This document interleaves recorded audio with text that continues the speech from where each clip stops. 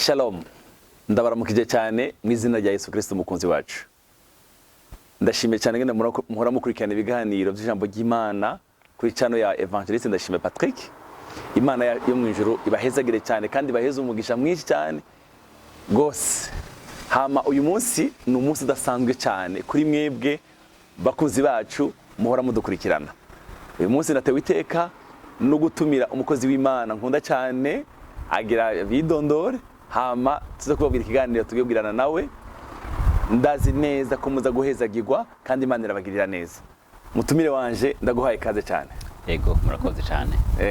Yego meze neza. Yego meze neza cyane. Umuryango meze neza. Bose bameze neza. N'abana. Yego cyane gose. Urashobora kwidondora abari ko dukurikirana. Yego jewe nkaba nitwa Gumako Ivan. Nkaba ndu mugabo ndubatse mfise umugore n'abana batatu abahungu babiri n'umukobwa nkaba nkijijwe nkaba nkunda Yesu. Urakoze cyane Ivan. Uhora ukurikirana ya ibiganiro bica kuri channel ya Evangeliste Ndashimiye Patrick. Yego cyane ndabikurikirana. Uragize subscribe. Yego cyane. Urakurikirana inyigisho za buri munsi. Ndazikurikirana buri munsi. Urashaka kumbwira kimwe mu biganiro bimaze guhaca ni byinshi? Urashaka kumbwira ikintu kimwe cyo cyarakoze ku mutima gituma uhoro bandanya gukurikirana ibira biganiro? Biya biganiro byo ku munsi ni ibiganiro byiza cyane birafasha kugira ngo umuntu amenye ijambo ashobora guhagarara ko mu gusenga buri munsi. Biratwugurura amaso umuntu akabona ati uyu munsi ndakwiye kwatura ko aya majambo kandi ijambo ry'Imana rikankorera. Imana igwezagire cyane. Kiriya ni ikintu cyiza cyane ko mu gatondo umuntu ategereza kuba afite ijambo azindukiraho agasengeramo akajyatura ku buzima bwe ku buzima bw'umuryango wiwe. Ni ikintu cyiza cyane. Urakoze cyane. Imana igwezagire cyane. Amen. Uyu munsi rero nariyumvire kutogirana ikiganiro nawe. Yego. Kuri teme ivuga ngo gusenya ibicaniro bya karande bikurikirana ubuzima bw'umuntu. Amen. Ndiko ndiyumvira ino teme ngo ndagutumire nk'umutumigwa uze kutuganiriza rero aya majambo. Hariho ijambo nashaka ko duhagarara ko yanditse mu gitabo cy'abacamanza igice cya 6 umurongo wa 25. Gusenya ibicaniro. Iva naratahuye hariho abantu n'umunsi babayeho mu buzima bubi cyane kubera ibicaniro byakahise, kubera iby'imiryango yabo yagendeyemo, kubera ivyo bakoze. Rero nagutumiye kugira ngo uze ufashe abantu bari barandukurikirana. Haraguha ijambo, hari ijambo nasomye mu gitabo cy'abacamanza igice cya 6 umurongo wa 25. Uravuga ngo mwijoro ry'uwo munsi Uhoraho aramubarira ati hitana imfizi ya so imwe ya kabiri imaze imyaka ndwi usangangura igicaniro cya Bayali kiri kwa so. Uyu ni Gideyoni. Imana imaze kumuhamagara, imaze kumubwira ngo Gideyoni nakubonyemo inkomezi ngwino nkorere. Ikintu cya mbere Imana yamubwiye ni ugusubira iwabo kugira ngo asangangure igicaniro cyari gishinze mu rugo rwa se kugira ngo atangure ibintu bishasha. Kandi Gideyoni yarabyumvise asubira inyuma aragenda arasangangura arahaguruka. Rero ikibazo nagize niko ndasoma rino jambo mu byukuri umbonera abantu turakizwa n'ivyo, ariko kandi hari ibintu bidukurikirana naho tuba twarakijijwe. Tidusubira inyuma ngo dusangangure dukure ibintu byoba byarakozwe twebwe mu kinyejana twebwe tutaranavuga kuko ni ibintu bigenda bikurikirana cyane. Maze gusoma aya majambo nariyumviye kugutumira kugira ngo uze udufashe utahuze abakristo ibyerekeye gusangangura ibicaniro bitubatswe n'umwami wacu Yesu Kristo. Amen. Ndagohe karibu. Yego murakoze cyane gose. Yego kuvyerekeye ikintu kijanye n'ibicaniro nkuko rya jambo muheje kuvuga rijanye n'ukuntu Gideyoni yahagurutse Imana yashaka kumukoresha. Yego. Kandi yaramubonamo ivyo yamushizemo. Yego. Yaragiye kugwanya abansi b'Abisirayeli. Yego. Ariko aha kaba hariho ibicaniro vy'iwabo, kuvuga ngo vy'iwabo kwase. Hari ibintu by'ibigirwamana se yasenga. Yego. Rero ivyo bintu no kuvuga ngo iyo atabisenya iyo atabisambura nukuvuga ngo kiye gikorwa ntihe gushobora kugishikako vyari kumuhagarika hari ukuboko kutaboneka kumwijima kwari ku muryango wabo uko rero Imana yamuhishuriye ibanga ryo kubanza kubisenya imbere yo kuyikorera. Twebwe twarakijijwe tukatura tukavuga ngo Mwami Yesu ndakwakiriye, ibi bintu biradukurikirana. Yesu aguhezagire cyane gose. Ni kibazo abantu bakunze kwibaza cyane, bakibaza none jewe ko nizeye Kristo nk'umwami n'umukiza w'ubuzima bwanje, nkaba naravuye mu bwami bw'umwijima mu bwami bw'umuco, amaraso yose yaranyejeje, ni gute none rero hariho ibintu biguma byigarukanye kandi bikagaragara ko ari ibintu no kuba sogokuru byari birimo. Ego rero urashobora kwakira Yesu umwami n'umukiza, ariko Bibiliya avuga yuko iyo turi mu isi tuba turi mu ntambara. Ni kuvuga ngo umwansi arashobora guhagarara ku maraso y'abasogokuru akaza gusaba ubuzima bwawe, agatera ubuzima bwawe, kandi twamatiko turabibona. Ni ibintu twamatiko turabona mu buzima bw'abantu. Mugarishika twibaze none iyo bahagaze kuki? Ni kwera yuko la vie de l'âme est dans le sang, murajya maraso. Ni kuvuga ngo umwansi arashobora kugenda arashobora gutera. Iyo rero udahagurutse ngo uvyanke kubera ivyo bintu, kubisanzwe reka dusome amajambo y'Imana ari mu Bagalatiya igice ca gatatu umurongo wa 11 gushika kwa 14. Igice cy'Abagalatiya igice ca gatatu umurongo wa 11 gushika kwa 14. Biraseruka yuko ta muntu atsindanishirizwa n'ivyagezwe imbere y'Imana, kuko handitswe ngo umugororotsi azobeshwa no kwizera. Ariko ivyagezwe ntibiva mu kwizera, yamara ngo uzovyitondere nivyo bizomubeshaho.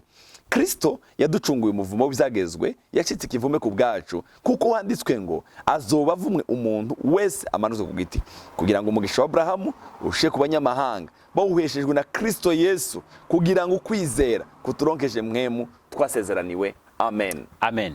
Ni kuvuga ngo uravye mu vyagezwe, kuko iki gihe tugenda ku vyagezwe, ariko vyagezwe vyarerekana neza yuko abantu bubaha Imana abafise Imana irabahezagira kugera kurunganywe w'igihumbi. Ego hama abatubaha Imana baragira imivumo. Imana irahana ibigabitanyo by'abavyeyi akabihana abana gushika ku rungano rwa gatatu n'urwa kane. Ego rero hari gihe umwansi ahagarara kuri ayo majambo. Ego Imana itaba cyane gose, hama we agahagarara ati abantu barafise amaraso y'abakso. Ego reka none rero ndabatere. Niyo bavyemera kuko batazi ukuri yuko Kristo yabakuye ko umuvumo w'ivyagezwe ngo bahagarare kuri iryo sezerano, babisambure bakavuga ngo urumva ngo nibisanzwe ngo nibintu ngo byacu. Turaza kuvuga kuri ibintu bitanu bigaragaza yuko naho umuntu yaba yarizeye cyangwa naho atarizeye, ibintu bitanu bimaze kugaragara bica biboneka yuko hari ibicaniro biri mu buzima bw'umuntu. Urakoze cyane. Ndashaka tugendere ko utubwire izo bintu bitanu bigaragaza naho umuntu yoba yarakijijwe, ariko bigaragaye iwabo haba igicaniro kanaka kiganjije. Kandi ikindi kintu muri ino jambo twasubiye mu bacamanza, nta bicaniro bibiri bibana, kimwe kirazima ikindi kikaka, siko? Rero ndashaka utubwire izo bintu bitanu, turabe neza ko nta bicaniro vyoba bikiri mu miryango yacu cyangwa ko bariko dukurikirana. Urakoze cyane. Yesu nashimye. Amen. Ngobye gusobanura ibicaniro canke imivumo ya karande, ni kuvuga ngo tuvuze mu buryo bugaragara, ni kuvuga ngo iyo hariho des véhicules, les malédictions, ma véhicule de la puissance naturelle du mal. Les bénédictions, ma véhicule de la puissance naturelle du bien. Yesu nashimwe cyane gose. Rero ibintu bishobora ubibonye nk'ibyo bintu kimwe cyangwa bibiri, muri ibyo bintu kavuga uti ahantu hariho karande, hariho mu gicaniro.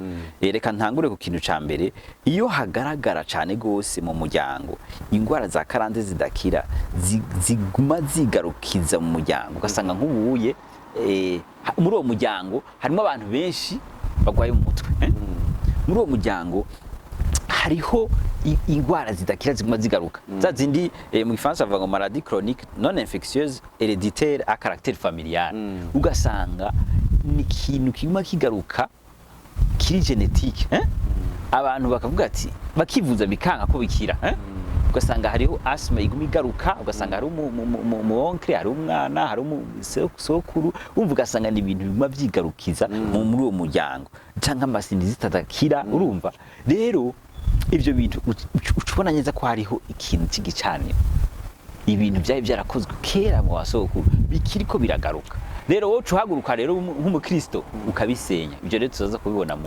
imbere yuko tuja kuri ivyo tubiheze ivyo bitanu kuri ico kintu ca mbere uvuze nibutse ikintu cyambabaje ndakubwira ego ntarigeze kuja gusengera umuntu ego aragwaye aremse ndakunda musengera afite ikibazo ca diabete ndiko ndamubwira akambwira ngo urumva umukozi w'Imana ngo urumva ngo diabete ngo mama arayigwaye ngo papa yarapfuye ngo yarayigwaye basaza banje batanu barayigwaye abana ikintu cambabaje umwana wa 12 ans umwana w'imyaka 12 yaratangiye kwitera insuline twa dushinge ndamubaza none mwaravyakiriye ngo urumva ngo nivyo mu muryango mwarakiriye diabete muravuga ngo niyo mu muryango wanyu ngo two bigenza gute kandi uwo ni umukristo arenda mu ishengero kanaka araririmba n'umuntu mugabo yarakiriye neza ko diabete ari ingwara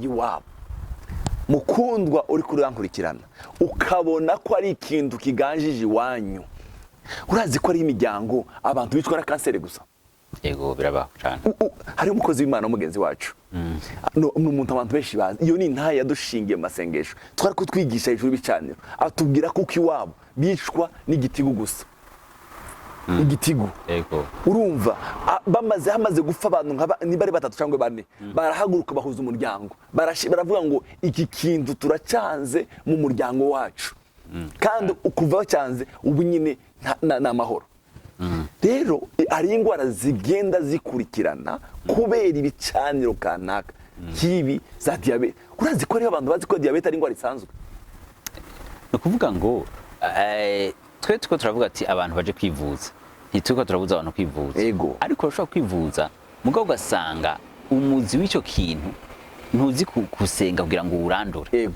wo mu buryo bw'impemu kugira ngo Imana ishikora n'igitangaza ikagukiza ko Imana yacakiza cyane gose cyane rero ukasusura ku muganga umuganga akaba ari we confirm ati uyu muntu yarakize igitangaza kiraba Yesu arashakora ibitangaza Yesu arashaka nigarutse ko jewe je nari mfise umuryango twari dugize ikintu c'amasinizita gumagaruka cyane kabona ko abantu benshi bayagwaye ibintu ama probleme iguvura iguye canke hahindutse klima nkaja numva gushika naho naringeze ahantu namaze kwivuza kenshi naringeze ahantu vumuna ariko je ndahaguruka ndavuga nti iki gicaniro ndagihagarika yego nimba ari ibintu bakoze vy'ukurabandwa kera sindabizi ibyo ari byo byose ariko nimba ari ikintu kiri mu maraso ndahenda gihagarike mpagara ku isezerano rivuga ngo mu mushago ya Kristo niwe twakiza ingwara mpagarara ku masezerano Bibiliya irerekana yuko twaguzwa amaraso y'igiciro kinini amaraso ya Kristo ari muri Petero wa mbere igice ca mbere umurongo wa 18 amaraso y'igiciro kinini kugira ngo nous avons été rachetés de la vaine manière de vivre hérité de nos pères par le sang précieux de Jésus akarara kuri amasezerano n'ayandi menshi ico kintu nza numva Imana iranki Yesu aranki haleluya Uwarakize yego narakize kwe kandi rero gukira kwawe nugukira ko abajya abana bawe yego nugukira ko abana babo amen urumva ni generation ikize icyo cyago yego cyane mugabo abantu benshi bagarukira kuri bo tibaraba abana babo n'abazobakomokaho amen amen iyo duhagurutse tukagikuraho tuba tugiriye umugisha abana bacu amen icyakabiri yego icyakabiri hariho novuga mu gifaransa problème du système reproductif qui se répète de génération à génération cyangwa ugasanga haragaragara mu muryango ikintu cyuko hariho sterilité cyangwa ubugumba budasanzwe ugasanga haguma haboneka abantu bari ingumba si bose muri uwo muryango mugabo biragaragara cyane cyangwa ugasanga umuvyeyi arashobora kubwira nk'umudamu aragiye arubatse, umukobwa aragiye arubatse, mugabo akamara nk'imvyaro nk'abana batanu baguma bapfa bavutse ndumva amavortema ndazi ko wigeze kunshinga intahe nawe ko nigeze gushinga intahe hariho umuryango iwacu hariho n'umuntu jewe twagiye gusengera jewe mbona n'amaso yanje uwo mama abana baravuka bamara isaha imwe bagafu bamara isaha imwe bagafu ageza kuri batanu hama umwe umugenzi wiwe twarasengana aca aradutumira turagenda aratubwira ngo ibi bimara uko muravuga n'ibisanzwe jewe umwana nubwo umwana aravuka umva turagenda turavuga ngo satani nta bubasha nta mugabane nta n'ikibu tufise muri uyu muryango kuva uyu munsi uyu mama azobyara neza amen nibaza ko uyu mama ashobora kuba afise abana batatu cyangwa bane amen kuva uwo munsi twarashyizeho rinye ruje turavuga ngo iki kintu kirahagaze amen kubera iki satani yereraje kandi umva kabumvisa natwe iwacu mu muryango niko byagenda umva mama yarapfusha abana benshi agapfusha twamenye umva mugabo igihe bahagurutse barasenyagura icyo kintu turahari amen turahari iyo abantu batabaye maso iki kintu kirabahonya kandi bakibaza ngo nibisanzwe ukagira vorotema ya mbere ya kabiri nibyo kuko bivuze bwa mbere kuja kwa muganga ni ibintu byiza mugabo ikirushirije byose ni ubuzima bwo gusenga amen gusenga ukavyongeraho ibyo byo kwivuza mugabo ari igihe umuntu yitwararika kwa muganga hari ibintu by'umwuka yego uburyo tudashaka kubona twebwe tutabasha aya maso ariko satani ariko arakora kugira ngo umuryango awuhonye iyo ari ibintu bisanzwe bishitse bikaba rimwe kuri uyu muntu umva aba ari ingwara isanzwe baganga bashobora kubona mugabo ibintu gumona byigarukiza mu muryango haba yakabatse ico turagata kugifasha umuntu wese uri kudukurikirana araza kumva ico bakigajije iwabo dufatikanye gusenga kandi bibe ubuzima bwacu tugomba kubwira satani ko nta bubasha afise mu vyacu. Icya gatatu novuga nk'ubu hagaragaye cyane mu muryango ugasanga hari ibintu byo kwahukana cyane cyangwa inzankano zikomeye zirenze ugasanga wumva hariho abantu bamaze kwiyakira novuga effondrement fréquent de mariage et dysfonctionnement de famille ugasanga umuryango wariyakiye ugasanga hari abajyango ati imiryango ugati ibyo bitanga amakran sinzi kubizi ugasanga baravuga ati twebwe nta mukobwa yubaka nta mugore yubaka ntibugikunda rabana no muri umuryango wacu batanu barahukana umva abantu baramaze kuvyakira hari ibintu byakogwa kera hari amajambo batuye kera bakavuga bati uko kuntu dusenga gutyaye basenga ikibiga amanje kiranga canke ibindi bintu byo gukuraguza umuntu azotatira iki gihango ntazigere yubaka ugasanga ni jambo bavuze kera imyaka n'imyaka uje ukaza ukaba umukristo shetani Haguruka ati aratatira igihango reka tumutere mugabo wewe rero utazi ingene ushobora none ro kugwanya ivyo bintu kuko Biriya vuga ngo la malédiction sans cause sans effet. Il faut rero ko nawe umenye uti je nimba ntaraguza nimba nakora ibya nimba narizeye Kristo amaraso yaranyejeje ndafise icyo nshobora guhagararako ndashobora guhagarara yuko Kristo yikoreye mu vumo w'ivyagezwe kugira ngo ngendere mu gisha w'Abraham ntabi byanka mugabo uciye byakira bimwe vuga ngo nuko nyene ngo niko bimeze ngo nta kuri urumva cyangwa gasanga imiryango gasanga abantu barankana bimwe birenze udashobora no gutahura bose barankana bose nta muntu makuna n'ubundi abarakabaza ni ico kintu nakibonye mu myaka rumva ivrona ko dukuze yego turafise abagenzi yego turafise abantu usengera turafise abantu turaba ugasanga mu muryango abantu bavukana ari batanu nta numwe avugana n'uwundi canke satani akabacamwe abakobwa babiri bakavugana abandi batatu bakavugana ugasanga mu nzu nti ugakosha n'umwana wawe ugakosha umwana kubera igicaniro ntutumire uwo muvukana yego ko murafiki swati ko murapfa itongo rya ruguru itongo mutarimamwo itongo mutariko murimbura ugasanga ko murapfa ibintu biriyo bida ugasanga ubuzima timuvugana n'uwo muvukana ukibaza ngo nibisanzwe wamara ukibaza ngo wewe bajya abana ndore aho bigoreye nahaga iva abantu barashaka kutumvikana ari babiri ibo bakavuga ngo twe ntacyo nibagende hari akibaza ngo barya abana ariko arabyara ibo bazumvikana erega birakurikira barya abana ni ikintu gikurikira tugomba kugwanya urwango rwinjiye mu miryango bigiye ku matongo bigiye mu migi ugasanga tata abantu bavukana nta muntu numwe avugana n'uwundi ugasanga mu muryango ama divorce mwayagize umengo ni ibintu bisanzwe ukagenda mu nzu ntushaka kwihangana umugabo ntavuga umugore ntashobora kuvuga wowe ukabona mukuru wawe yaradivorosheje murundi uwundi aradivorosheje uwundi mushiki wawe yatashe wowe ukibaza ngo wowe urinde bitazoshikira udahagurutse ngo ugwanye uwo mwuka icya kabiri bajya abana mwabyaye ko muribaza ngo bazubaka yega ikiba generation y'abantu batubatse ivyo urabizi uzi ko ari imiryango imwe abavyeyi babo badivorosheje abana babo baradivorosheje n'abandi babo bazodivorce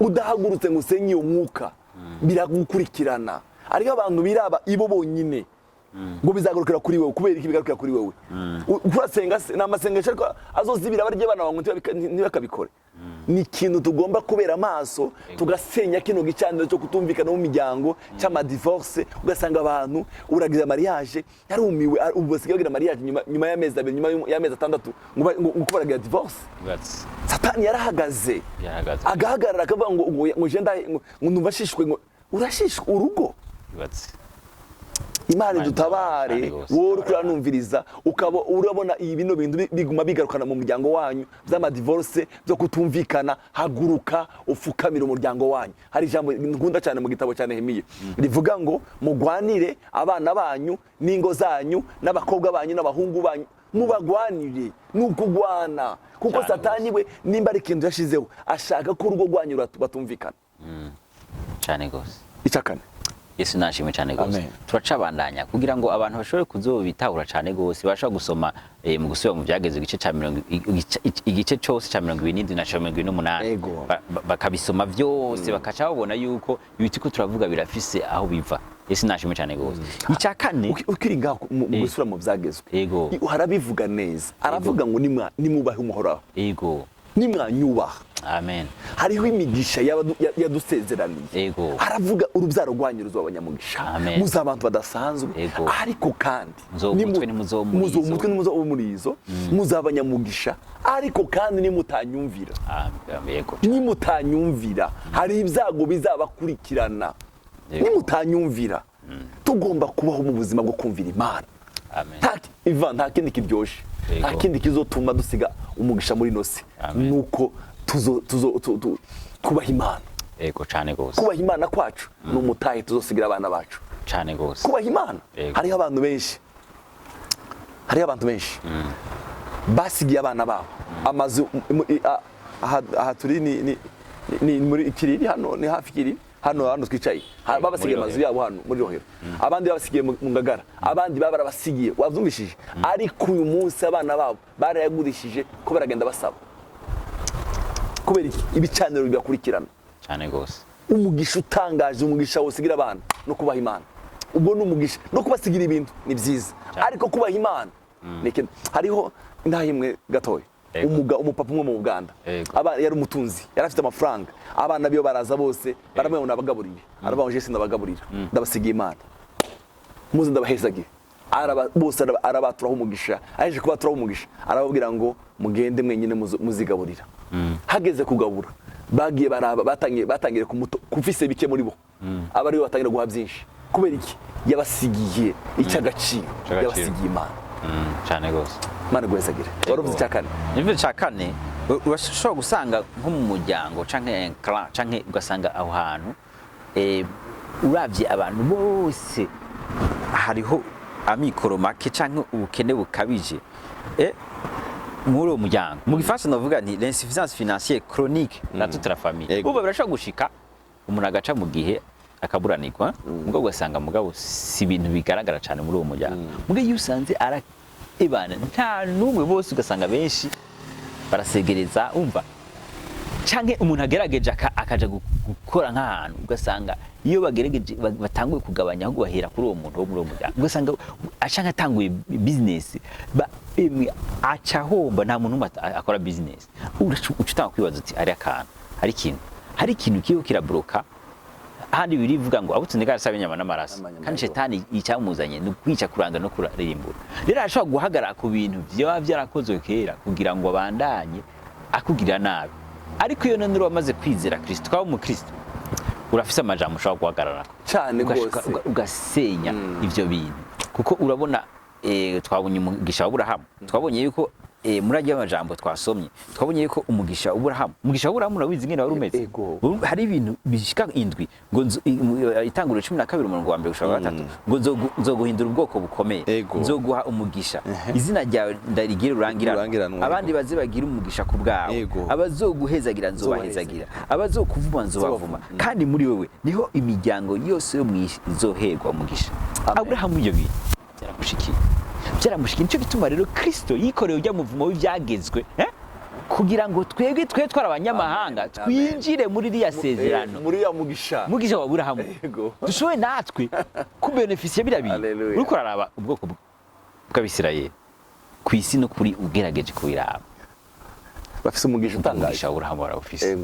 uzura aba bantu umuntu ahagurutse ngo agira abagwanyi aragira ibibazo muri systeme financier ku isi nibo bari imbere si kuvuga yuko ngo bakora ivyize misi yose oya hariho n'abatizeye Kristo mugabo kubera rya jambo Imana yavuze kuri Aburahamu ku rubyaro rwiwe yuko ngo vous posséderez la porte de séjour de ses ennemis ivyo bintu birababako usanga muri armée d'orere nibo ba mbere rero usanga rero kwera ujya mugisha Aburahamu wabashikiriye reka mvuga kandi twama kuri ico kintu hariho abantu benshi kubera imwe mu y'ubukene ibikirazunguruka mu muryango ugasanga umuntu arize mu Université y'u Burundi yaheza kwiga mu Université y'u Burundi akazi kose aronse amafaranga yose akayohereza mu kabari abana biwe bakabura hari umuntu bambwiye n'umudokteur akomeye mugabo nta kintu na kimwe afise kubera iki ifaranga amahera yose yamariye he mu nzoga nukuvuga ngo iyo hari imwemu y'ubukene iguma ikurikirana iyi mwemu niyo gusenywa cyane gose ugasanga mu muryango nta muntu numwe wateye imbere nta numwe uragerageza kudandaza bikanga biro bikanga ariko birashoboka kuko ibi yavuze ngo umugisha wa Aburahamu ushike ku banyamahanga bawuheshejwe na Yesu Kristo ndashaka rero tubwire ya gatanu icya gatanu usanze nko mu muryango hariho impfu zidasobanutse canke abantu bakunda kwiyahura cane gose canke ugasanga hari ama accident canke wumva cyane gose mu buryo bwabo budasobanutse nk'umfasha navuga ngo si dans une famille il y a un passé fréquent de suicide, de mort anormale, de prédisposition fréquente aux accidents.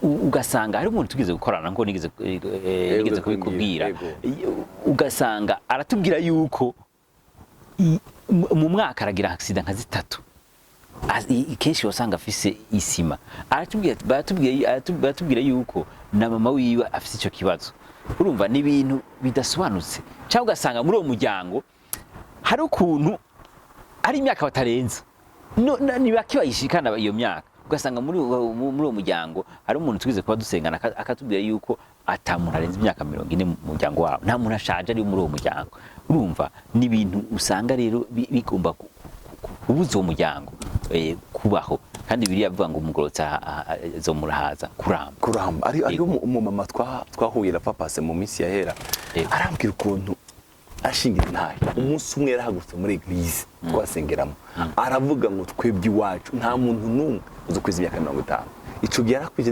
nimba hihenze nka 48 cyangwa 9 mu ntabare turahaguruka ishengero ryose turamusengera turinterceda turabwira Imana turahagarika igitangaza ejo bundi turahurira muri restaurant ndamwibutse iyo nkuru arambwira ngo no vyibagirwa arambwira uyu munsi nkwije imyaka 67 amen ndamubwira ukuje imyaka 50 kandi nabikoze Imana niyo binkoreye iwacu nije umuntu mukuru wenyine. Hari igihe abantu benshi babona abantu benshi iwabo bafa bakagira ngo ni bisanzwe. Si bisanzwe. Hari impfu zidasobanutse, hari impfu z'abajene, hari impfu z'abana, ukibaza ngo ni bisanzwe. Hari ibyo tugomba guhagarika, igicaniro cy'impfu kigomba guhagarara. Amen. Ndakushaka kubaza ikibazo kugira ngo ni gute bino bintu biguma biza mu miryango. Ibintu biva he, biva kuki? Ibintu biva haro isi impwemo irafise ama principe. Rero hariho ibintu abantu bakora cyangwa ibyaha biba byarakozwe n'abasokuru cyangwa umuntu akagabana yikorera ibyaha ko yigombeye, namenye yuko bigenda bigira ingaruka gushika no kurungana. Reka dusome Bibiliya kuva igice cya 34:7 naho mutosoma kandi basomeye ngo namangirira imbabazi abantu ibihumbi n'ibihumbi, mparira ibigabitanyo n'ibicumuro n'ivyaha, ariko simpereza urubanza kutarugira. Mpora abana ibigabitanyo by'abase, nkageza kuzukuru no kurunganwe rwabo rugira gatatu no kurugira kane. Nukuvuga ngo hari ibintu bikorwa n'abantu ugasanga umuntu araje mu nzu y'Imana n'umukristo, mugabo akagira ikibazo kacagira kuragutsa, ukasanga yamagenda kutwicisha indasago, yamafisi abantu bamagende mu bintu vy'ivyaha, kandi ivyo vyaha bikaca bigira ingaruka kuri wo no ku ruvyaro. Bugurure wa muryango ya muryango w'isi taboneka y'umujyo bw'imwemo ya Satani kugira akaja nta gukubita muri uwo muryango. Ugasanga rero abana birakenewe ko bahaguruka ivyo bintu byakozwe bakabihagarika bigahagarara burundu umuryango. Urano umuntu arashaka kuba muri eglise, yego, umva akaba mu ishengero agasubira akava mu ishengero akaja kurondera apfumu ngwa muri rirari, yego, ibatse ngo baze kumurabira. Ugasanga ubuzima bwawe n'ubuzima bw'umwijima. Dore tukuja mu Igitega none Ngozi muri gikota dufite cyiza cyane to kuvura bene gihugu. Hama ndababwira abantu ko ndababwiriza, ndababaza none mwebwe iyo mugiye mu bapfumu mukura yiki?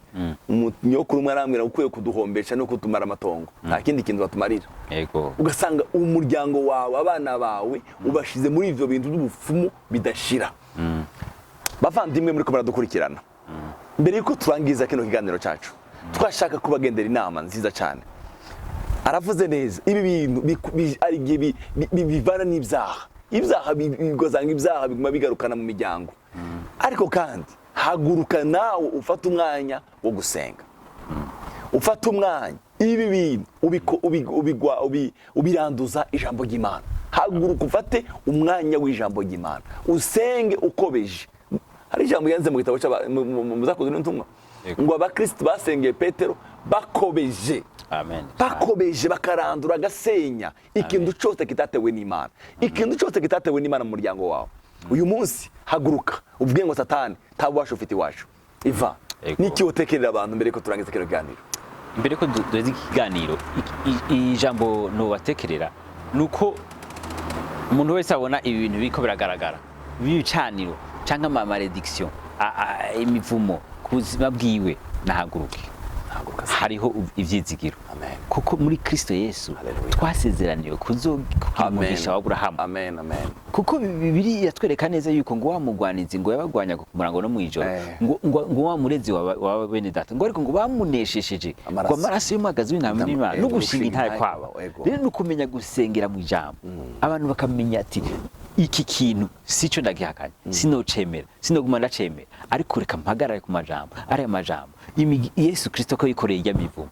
Nimba ari ibyaha byakozwe kera, mana ibyo we ntibigire ingaruka. Nimba ari ibyo ndiko nakora, ugasaba imbabazi Imana, kuko niyo kwizigirwa. Amaraso Yesu Kristo ariho arakweze. Umuntu atarakira Yesu nawe ivyo bintu birafise droit légal, uburenganzira bwo gukubita. Nizere Kristo, amwizere kuko niwe wenyene. Twabonye ko imigisha y'Abrahamu tuyironkera muri Kristo gusa, Kristo Yesu. Si ruhande, si mu bandi bantu. Rero yakire Yesu kumwami n'umukiza w'ubuzima bwiwe. Abamaze kumwakira nawe ahaguruke asenye ibyo bicaniro mu izina rya Yesu Kristo. Nimba utarakizwa, turagusabye wakira umwami Yesu.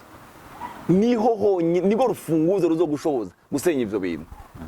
icya kabiri nimba warakijijwe naho usanzwe usenga ukabona bino bintu mu miryango yanyu ukabona indwara zidakira ukabona za kanseri ukabona abana barako barapfa ukabona ibintu bita haguruka usenge kandi usenge ukobeje kugeza ubonye ishimwe. Hari ijambo yavuze muri Yesaya ngo ntabwo nzocereza gushitsa igiye Yerusalemu hahindutse iki ishimwe. Reka gucereza iwanyu hatarahinduka ishimwe. Iwanyu hari intambara, hari indwara zidakira, hari ibintu kutumvikana. Haguruka usenge kugeza iwanyu habonetse ishimwe. Yesu abahezagire. Amen. Icya kabiri urazi ko n'abakristo benshi ibi bintu byuzuye mu miryango yabo. Mu miryango yabo ugasanga urwangura mu muryango w'abantu b'abakristo bazi Imana tibavugana tibumvikana ariko kuwa Mungu bagafata za Bibiliya bakaja gusenga muhura n'uwo muvukana mu ishengero tushaka kumuramutsa tushaka kumutahira urubanza kubura senga gute iyo hari n'amasengesho yabo n'amasengesho ubwoko bwe.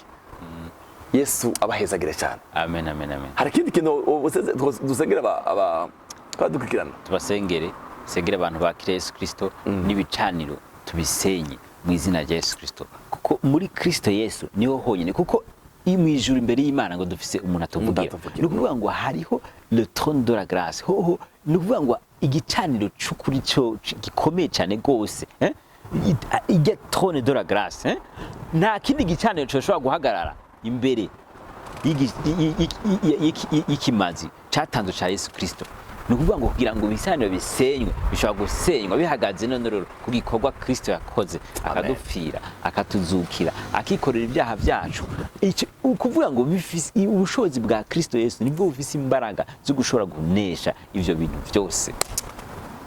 Yesu abahezagire cyane. Tugiye kubasengera kandi ndifuza ko tubasengera dufatanye mu biganza. Dusengere abantu bariko baradukurikirana. Bavandimwe muhora mukurikirana ibiganiro by'ijambo ry'Imana. Ijambo ry'umunsi kuri channel ya Evangelist. Mushishikare. Abataragira subscribe muyikore. Hama bino biganiro tugiye kubigwiza kenshi.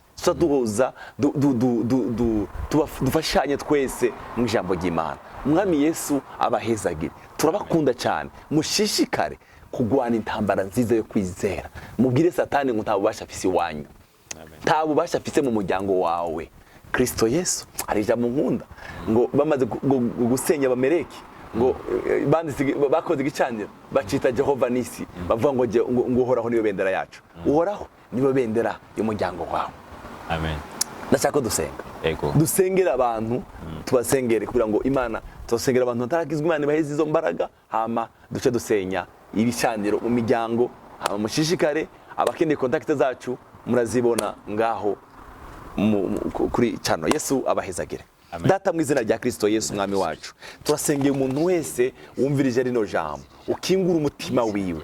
Haleluya. Ukingure umutima wiwe mwana. Hari abantu bakigendera mu vyaha, hari abantu bakigendera mu mwijima. Umuco w'ijambo ry'Imana ubarasire batabagwe mu izina rya Kristo Yesu. Babone ikiganza cyawe cyiza genda ku buzima bwawe. Haleluya. Mana batarakira umwami Yesu ndasenze ngo uyu mugoroba aya masaha bariko bumviza kino gagi aya masaha nyine Mana ucumva ku mugoroba ucumva mu gatondo ucumva ku masiku murango ahantu umvire kino ganiro mwami umutima ukingure kugira ngo ahaguruke agwanire ibyiwe. Mwami Yesu turasenyaguye ibicaniro byose by'umwijima, ibicaniro by'umwijima turabisenye mu izina rya Yesu. Ibicaniro byagiye Mana ari amajambo mabi yavuzwe ku miryango, hari ibyavuzwe abasekuruza bitari byo, ibyo turabisenyaguye. Haleluya. Turatangaje ku izina rya Kristo Yesu aryo riganje muri miryango. Yesu ni waganjije, Yesu ni waganjije.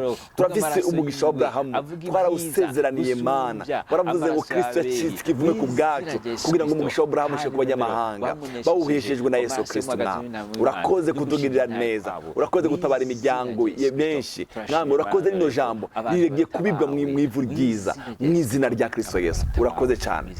Icubaro kibi cawe mu izina ry'umukunzi wacu Yesu Kristo. Amen. Yesu abahezagira turabakunda. Amen.